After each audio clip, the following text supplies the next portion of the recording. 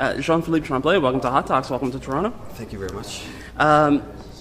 Your film, Shadows of Liberty, it paints a pretty scary picture for anyone who likes to think that they stay informed. Is there no positive benefit at all in your mind to what the mainstream media is doing right now? Well, I think what's happening is that we have a media monopoly in media. What that means is that there's only a handful of corporations that control most of the information.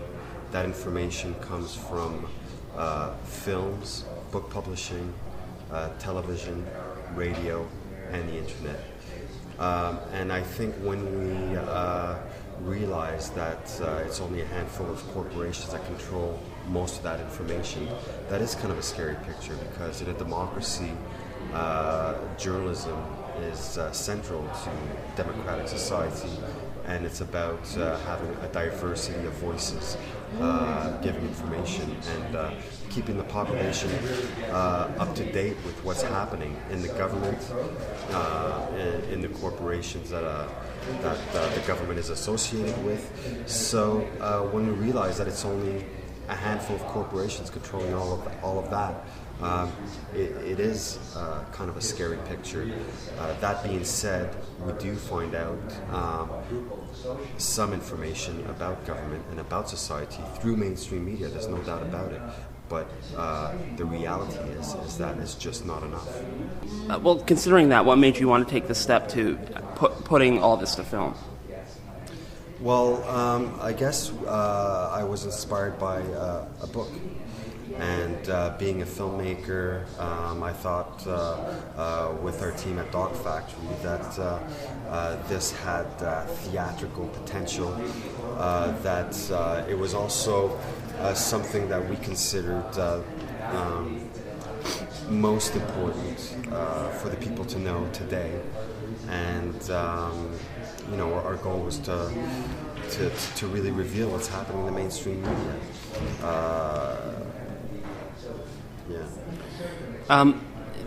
There are lots of examples, and I'm sure people can think of a lot off the top of their head in terms of instances where a corporate message or a corporate agenda has gotten in the way of delivering an important story. But what made you choose the stories you explored in the film?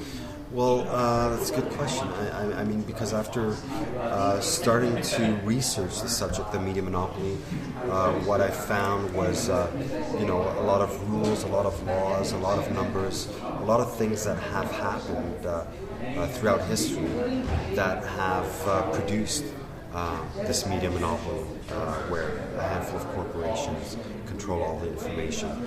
So part of the challenge was, to relay that information, but also to relay it in a way that was, that you could sit down and watch a film in a cinema.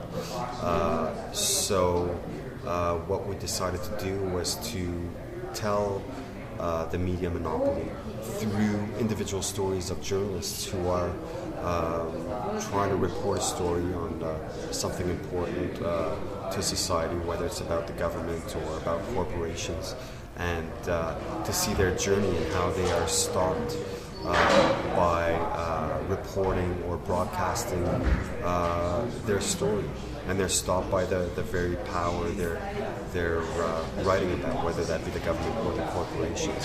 So I guess that was the challenge of the film, was really to find a way to present it to people where it wasn't just an overload of numbers and statistics and rules and laws, but also see how people's lives are affected by this, and how communities and the world is affected by this very reporting. Mm-hmm. One of the things that's been making the news lately concerns a company that is mentioned quite a bit in your film, News Corp, the News of the World scandal, the phone hacking scandal. Was that just too recent to make it into the film, or would you have even considered that? Well, I think that in our film, as you said, we do speak about News Corporation, because they are one of the big corporations, one of the big five, if you will. that dominate media in the United States and around the world. What happened with the phone hacking last summer? It was something that we considered to put in the film. That being said, at least in the UK, almost on a daily basis, we read about the phone hacking scandals that are happening. What our film speaks about, well, let me track back. What phone hacking is about journalists, hacking into people's phones, and there's a lot of cases. I mean, it's quite, it's not only celebrities, but it's families who have suffered the loss of loved ones that have made the news, and they've hacked into those phones. I mean, it's quite an incredible story. What our film looks at is more the bigger picture. These are individual stories that have happened. We look at the bigger picture. We look at News Corporation. Why do they own so much? How have they become such big media owners in the United States? So we kind of tell the history, from the beginning of the United States, all the way from the founding fathers, Tom Paine, all the way up to Rupert Murdoch. And that's what one of our cast members says we don't have Tom Paine anymore when we speak about the media. Now what we have is Rupert Murdoch. And the difference is between Tom Paine is an integral journalist leading a revolution for democratic principles, and now we have just a media mogul who's interested in profits, supports governments, supports wars, and that's the big difference between independent journalism and the democratic journalist to a corporation interested in profits. And you have a clip of Murdoch's son in the film where he says, profit will get better news. Absolutely. This is an archive footage of James Murdoch, who, again, just like the rest of everyone at News Corporation, is under the gun at News Corporation. He has resigned from his News of the World jobs and obligations, and we see that every day in the paper. And what he says in that archive footage is that he says something that's quite amazing, I think, and emblematic of the situation today. I mean, he's there at a conference in, I believe it's in Edinburgh at the time, in 2009, explaining to people that, and I'm paraphrasing, that to have integral journalism, independent journalism, the whole goal of that and the whole purpose of that is profit, which is emblematic of the problems with mainstream media today, is that they're interested in profit, not journalism, not citizens, not public integrity, and that's what news needs to be. And I think I heard it through an interview I listened to with Jeff, that is kind of the bias of media now. Profit is the bias. It's not left-wing versus right-wing, but it's profit versus information. Absolutely, and I think when we look at what makes profit today, yes, we can sell Nike shoes, and yes, we can sell, Starbucks coffee, but I think when you look at oil and the wars that are happening, and how some of these very media monopolies are profiting from these wars because they have defense contracts, or they also produce nuclear armaments or jet engines. It's quite amazing that the same companies who produce or who profit from these wars also own the media. And that's just outrageous, really, in a democracy. Let me get your opinion on something else. There was the recent scandal about Apple, how the factories in China, the Foxconn, the working conditions there, and it was all gotten from the man who was putting on the one-man show, the agony and ecstasy of Steve Jobs, and that was reported in the news, and a lot of news outlets did pile on that. But it turned out his information was misleading too. Even though here they were, reporting on some of the potential malfeasance of a corporation, but still, there's still the tripped up factor out because nobody checked his facts. Yeah, I'm not familiar with that. So, I mean, I know Steve Jobs been in the paper since he's passed away. There's a lot of things happening. But tell me again, what was the workers in the Foxconn plant in China where they put together the iPhones and the iPads. Yes. And worked so they're kind of like sweatshops. Well, it was a little worse than sweatshops because they were working 30 hours a day. Yeah. It was being reported they worked 30 hours a day. They put up nets to catch people who are jumping off the roof to commit suicide because they're being driven to suicide working in these places and stuff like that. But it turns out that might have been embellished somewhat by this performance artist. I see.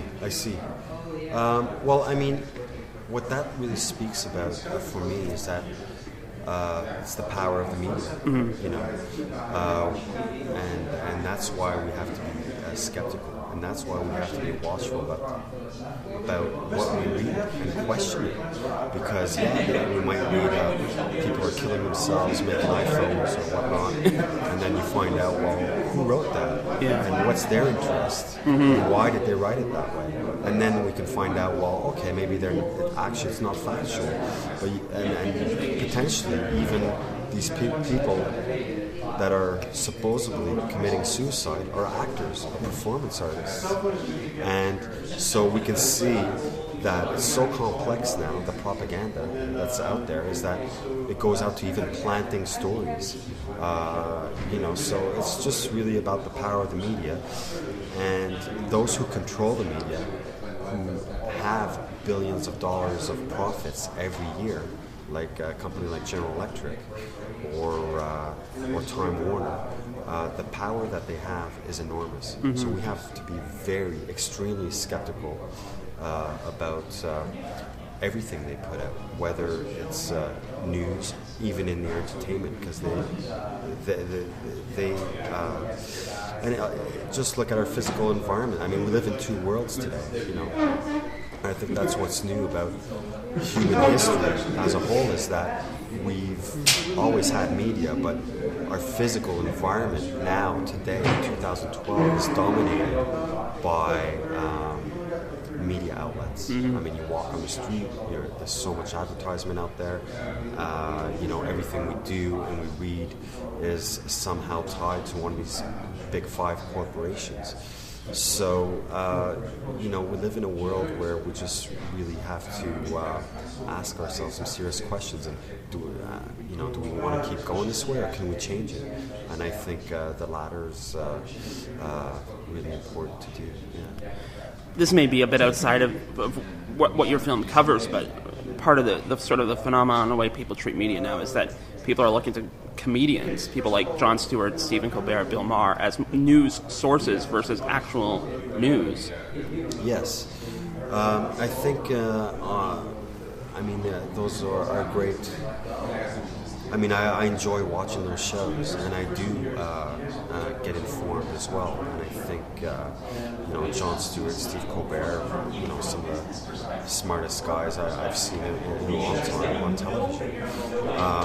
I think it shows what's happening in the world now, is that if you have right-wing conservative ideas, then you're published in the New York Times or in the Wall Street Journal. You'll get to speak on NBC News or even Fox. Where if you have ideas that are, that question anything that these corporations do, or that question the government, then you're put on the Comedy Network. So it's just the way that media corporations have set up the system. I mean, they have so much power that they are able to put into compartments where ideas go. And today, I think the ideas of the majority of the people that do question the government, the majority of the people do question what's happening out in the Middle East. I mean, they have been ever since this thing started, and it's still happening. It's still going on in the Middle East. All these questions are questions questioned by the majority of the people. Even everything that we read in the news every day is questioned by the majority of the people. Yet, if you want to be part of that community, unfortunately, in mainstream media, you have to go in the comedy section or to the Comedy Network. Mm-hmm. And I mean, I think it's a good start. And but at the end of the day, it needs to be in the mainstream news, on the front pages of those important newspapers and television networks. So it's a good example of the intricate ways in which mainstream media controls information. You know, you got a left-wing idea, you're a comedian. It's ridiculous. Is that changing somewhat, though? Because you're talking about the Middle East, and a portion of your film focuses on the Iraq War, and however the media was sort of roped into being cheerleaders for that war. A lot of people who were even maybe for the war at the time, appreciate now that thing was not as advertised. So is that changing? Are people becoming more savvier from your point of view? I think people in general are very smart and can take on board all sorts of information. You know, I think the war in Iraq was a lie. I think the information that it was a lie was out there, but you know, there were things that were happening where, on the one hand, you know, all these PR companies were hired by the government to make sure the war was going to happen. I mean, in our film, we have the Middle East chief officer, Bob Baer, speaking in, you know, he's won the Purple Medal. You know, he's been honored as a CIA agent for decades, saying that they had no information. The whole thing was a story of deceit from the very beginning. And some newspapers have come out and said, with an apology about 3 or 4 or 5 years after the Iraq war started. Mm-hmm. But I'm sorry, that's not good enough. Mm-hmm. And I think that people are getting more savvy. I mean, they already are savvy. The thing is that you can only take in what you're given. Mm-hmm. And that's why the media has to change. I mean, and produce a politicized society where we actually know what's going on. I mean, you know, what the media monopoly tries to do as well is kind of dumb down society, turn everyone into consumers as opposed to active citizens. So we have to be conscious of that, and once we are conscious of that, I think slowly but surely society can change. Let's say you were put in charge of CNN tomorrow. How would you change the way that network would deliver news? Well, CNN to me has become some kind of entertainment show. So, I mean, let's get back to journalism. Mm-hmm. You know, and I think what has happened at CNN is that they do, I mean, it's a great concept when they came on board. They were, I believe, the first ones to do this 24/7 hour news. But like most networks, there's the you know, the pressure to make profits and all that kind of stuff, and they actually do anything to fill in those slots 24 hours. You know, so they'll have 13 hours on, you know, something that happened. You know, on one story, and they just stretch it out, and it's treated like almost like some kind of entertainment show. So I think if I was to run CNN, I'd just get back to independent, integral journalism, have a much more international diversity of voices come out and speak, and really give everyone in society a voice that they need, and not just a narrow debate. But maybe to wrap up, you know, it was a full house at the Blu-ray yesterday to see this movie. I imagine each screening is, because we were saying it literally turned people away, so I imagine each screening at this festival is going to be as full. People are going to leave the theater and they're going to be very engaged by what they see. But what's the next step for them? How do they help change the culture after they leave the theater? Well, in our credits, we have some words of inspiration from people like Malcolm X and Noam Chomsky in the credits, and then at the very end of the credits, we have a list of organizations in our thank yous, media reform organizations. Almost all of them are based in the United States. And we also have our website, shadowsofliberty.org. What we'd like people to do is contact organizations like Free Press via their website and see how we can get involved and save the internet, how we can support independent media, how we can protest via Congress, via our governments. We're just doing the beginning of, this was our very first presentation yesterday, so what we have planned for the release of this film in theaters is a whole outreach program. So our website is going to grow into an outreach program, so audiences will be able to go to the shadowsofliberty.org website and have a 5-step program of how they can begin to get involved in media reform issues. But that's just yet to come because we're just early days right now, so that's going to come with our distribution. Jean-Philippe Tremblay, thank you for talking to me today. Hey, thank you so much.